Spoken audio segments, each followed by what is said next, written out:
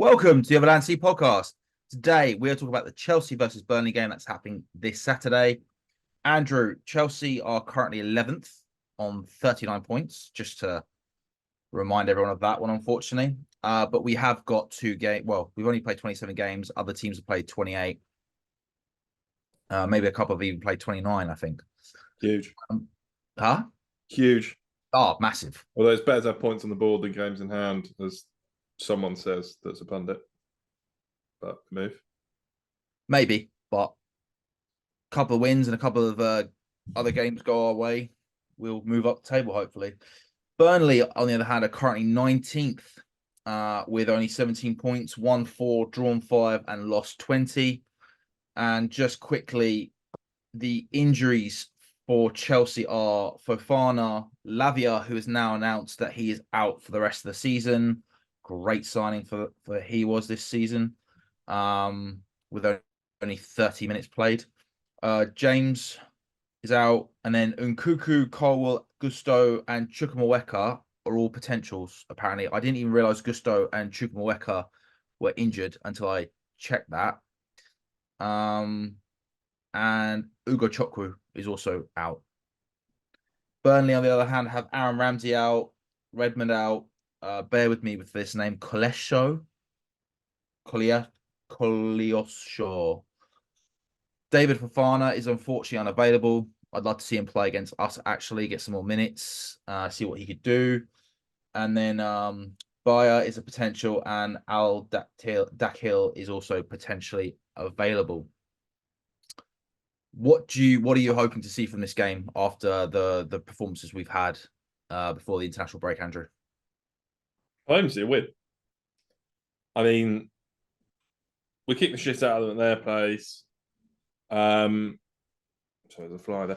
We kicked the shit out of them at their place, so at home we should come away with a decent win. If we win by 7 goals, I think we go 8th. So on goal difference, so we'll be absolutely flying if we can bag a load of goals. My one concern is that we always seem to struggle after an international break. Yeah. I don't know where Argentina have been playing. I don't know where Colombia have been playing.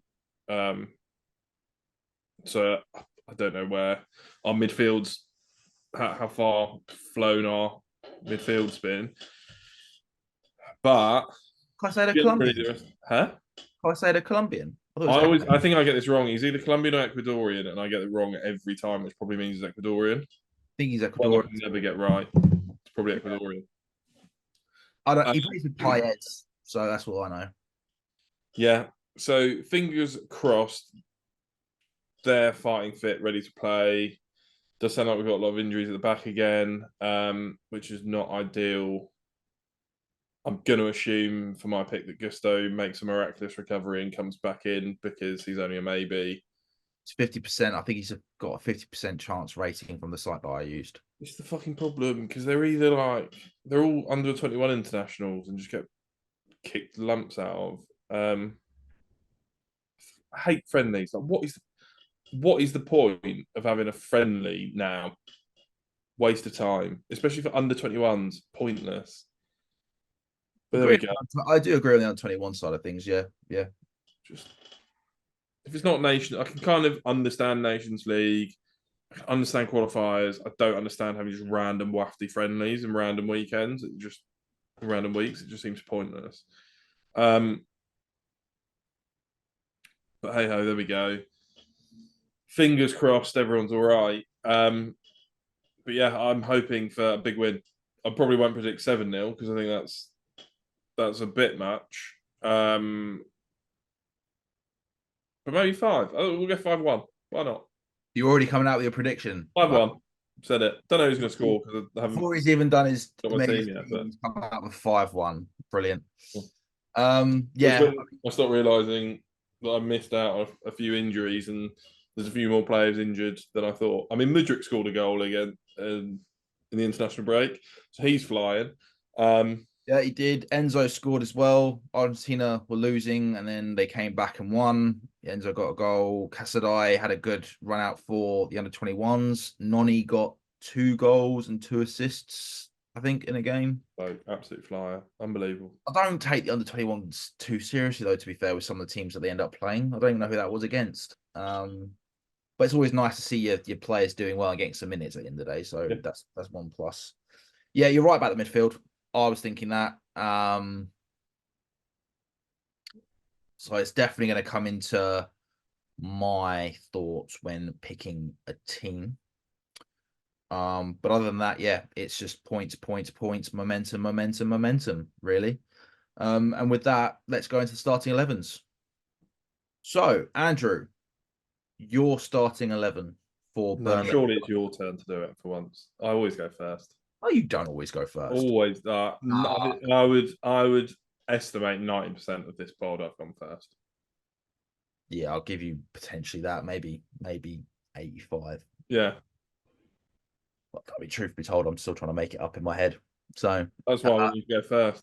yeah, well, we'll go with Petrovic in goal. Not Sanchez. Why not Sanchez? He's so good. We'll go with Petrovic in goal. No, I'm not putting Sanchez in after some recent performances. Jesus Christ, no blasphemy mentioned needed there or anything. Um, I am going to put Gusto in as much as I'd like to make sure he's okay because we've got big game. Actually, do you know what? No, it's Burnley. I'm not going to put him in. Just to be on the safe side. What am I doing? So I'm going to put Dizazi at right back. I'm going to go with Chilwell at left back. Let's just get that out of the way. And I'm going to go with Thiago Silva and Trevor. Are you going to play him that way around, are you? Am I put them the wrong way around then? I'm pretty sure they're both quite versatile and they can play on both sides, to be fair. They can both do a job. I think generally Thiago Silva ends up on the left I because he's think Trevor's even there, played and right then back for us in the past. yeah, So, yeah, he's fair. well So, fitted. it's a fair shout. I'm going to go with Casadei. Be good to see him get a run out. It's Burnley. It's a great game for him to get a run out on. I'm going to go with Enzo to keep his momentum going because he's had a good go with Argentina. Ooh. Actually, no, I'm not. I'm not. I'm going to put Connor there.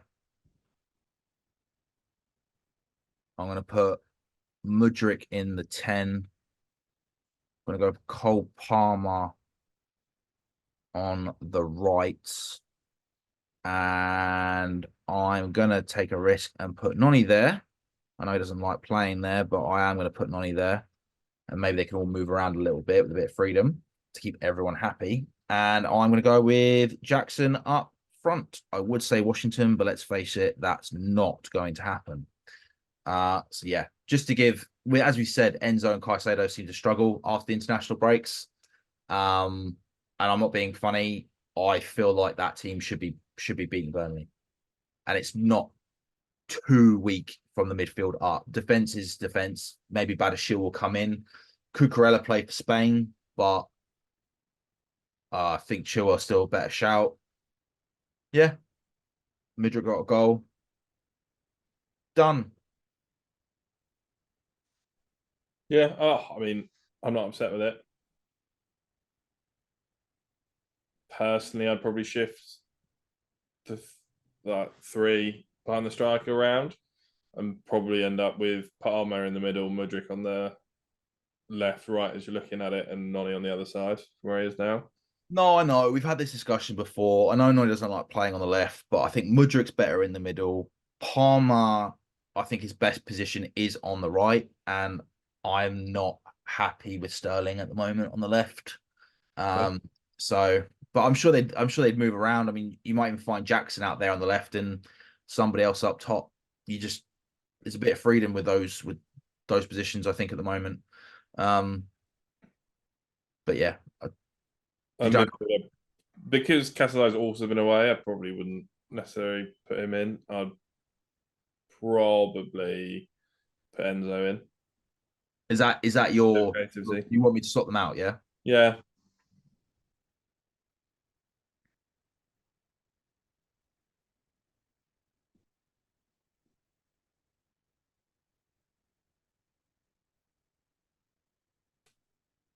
Yeah, and then back four.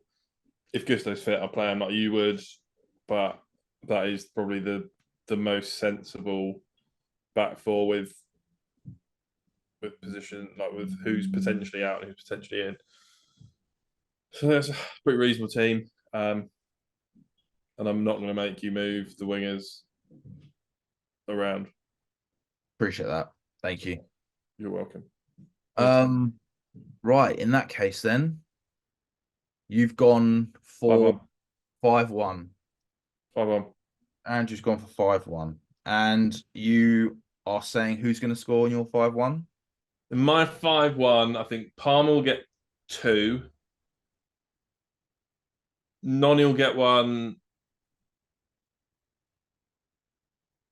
Connor will get one. Mudrick will get one. Fair. No, Oh, actually, I changed my mind. Connor won't get one. Jackson will get one. okay. I'm going to go for 3-0. I like to see us keep a clean sheet against Burnley. Yeah. And I'm going to go with Mudrick. I'm going to go with Jackson. And then I'm also going to go with Palmer. Hang on. Does that mean all of your goal scorers are starting the game? Yeah. Surely that's not allowed. Surely someone's got to come off the bench and bang in a screamer. That's I was tempted to say Carney off the bench, but I don't know how fit he is. yeah. Otherwise, I would have said Carney. I suppose, yeah. And the same with Nkunku. You just don't know, and you don't know. You just don't know how at the races he's going to be. You know, Yeah. there's a phrase more than anything else. Um, but yeah, I think if Carney does come on, he probably won't have an awful lot of time. Um, the only other one I'd say is Enzo because I think Enzo could come on at some point and he Mm. might get a goal, but I'll stick with that. Excuse me. Anything else for this episode? Just that we need 3 points. We just need it. We always need 3 points.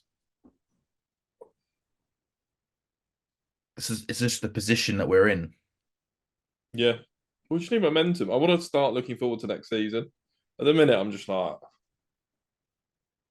mixed bag results, mixed bag results. I just want to start getting some momentum, and then you're like, do you know what?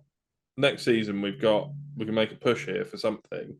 We can compete in some way, at least into get into the Europe place, and you be confident that we're going to compete. At the minute, we're so inconsistent that We are it's the end inconsistent. of it. I I I mean, I think this is a bigger conversation. It was something I was going to bring up with you and tempted to say we'll do a different chat on this. We might do it straight after this if you're free and you want to do it. For me, it's more to do with all this crap to do with financial fair play and the fact that we're still looking at buying a striker for 80 something million in Victor Gorkes, or whatever his name is. I think it's Lisbon. Um, or Osman, who now might be going to Real Madrid. Apparently, they might be coming to hijack that bid, despite the fact that he's said that he wants to come to Chelsea. Keep hearing mixed reviews, but then also just the sheer amount of money that we have to make by the 30th of June, which if we don't make, we're then going to get point deductions and a lot of other stuff. It's a bit like how I don't understand how we can spend that money. And then Chelsea coming out and Mm. saying, actually, we're not in a bad place, but every other person under the sun is saying no, they are. So, Exactly, yeah. so and I think I'm the closer we're getting to summer, the more I think Gallagher's going to go, which sucks. So we have to throw in another midfielder there, I guess. I've been actively, well, I've been seeing articles recently that are just like we're actively marketing him as he's for sale, and I think that is probably just because of financial fair play. The rumours are also that we sold Mason Mount Yeah, purely for financial fair play reasons to squeak in above the line last season. Yeah, last season. It also means that, assuming we don't make Europe this year, we're going to have to do something similar next year to make some money from somewhere to be able to cover financial fair play again. Um, or they think they're going to sell Lukaku and someone else net in the summer that's going to somehow boost it. And as Peel, there's other players that are lining up to sell. but I've heard that So, that doesn't make a difference. I've heard that it's not about the Lukaku's, the Ziyech's, and those types of players. I've heard that a lot of it will have to be the academy players. I mean, I think Matson contributes to that. Um, but at the moment you are definitely looking at your Chalobahs, Gallagher. Um, the thing is, everyone contributes positively or negatively that you sell. And the homegrown ones, the academy boys, are the easier ones to go. That's just a straight profit because there's no oh cost yeah. to them involved. But looking at previous accounts where there's been relatively huge write downs of certain players, and it doesn't disclose what players that is, but it's a general write down of these are the players at cost, and this is like what we think their market value is, and therefore we have to like write down a certain amount. There's a fair chunk of that a couple of years ago, which I assume would be largely Lukaku on the basis that he didn't want to be in the club and Kepa. So there's a potential that selling them for any reasonable amount of money actually means that we make a profit.